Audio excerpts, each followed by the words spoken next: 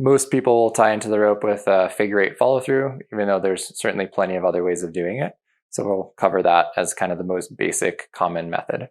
So the way I like to start is I'll take the end of the rope and I'll measure about to mid-chest.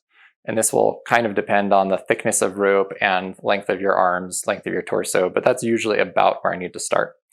Then I'm going to put in 2 twists in the rope, kind of where I got to, and take the tail end of the rope and put it through the top. That's going to give you your skeleton figure-8 knot. Once you have your skeleton figure-8 knot, I'm going to go into the 2 tie-in points of the harness. That's where most manufacturers will recommend you tie in. And that's primarily because that's a spot that has protection and a sheath, so the wear and tear of the rope rubbing over it will take some time before it goes through that material.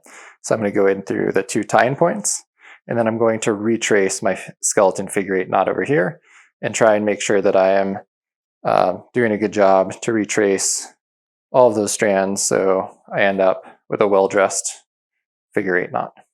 If I don't have a well-dressed figure-8 knot, I'm going to go ahead and spend just a few seconds in tightening that up. The end result here should be that I have a loop that I'm tied into about the size of my belay loop.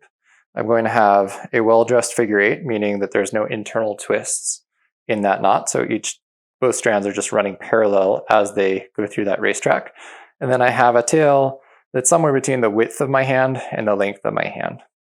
So the reasons for these dimensions are the size of this loop is pretty convenient to be about the size of the belay loop because that allows my harness to expand to the maximal position that it can go to rather than constantly being cinched up and kind of pulling on my legs and my waist together. So that's a convenience thing to not have it too small. If I had it too big, that would mean that the knot is getting far away from me and I have a cumbersome loop to deal with. The tail is mostly a matter of not having that tail feed in and undo my knot. Even if it did undo one strand of that knot, this is still a very strong knot.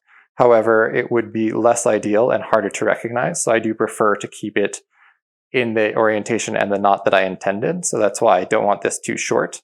I don't want it too long because that can easily conflate between which strand of this I'm working with and which strand is just the tail. So which strand I'm clipping or tying or clipping into the anchor, things of that sort.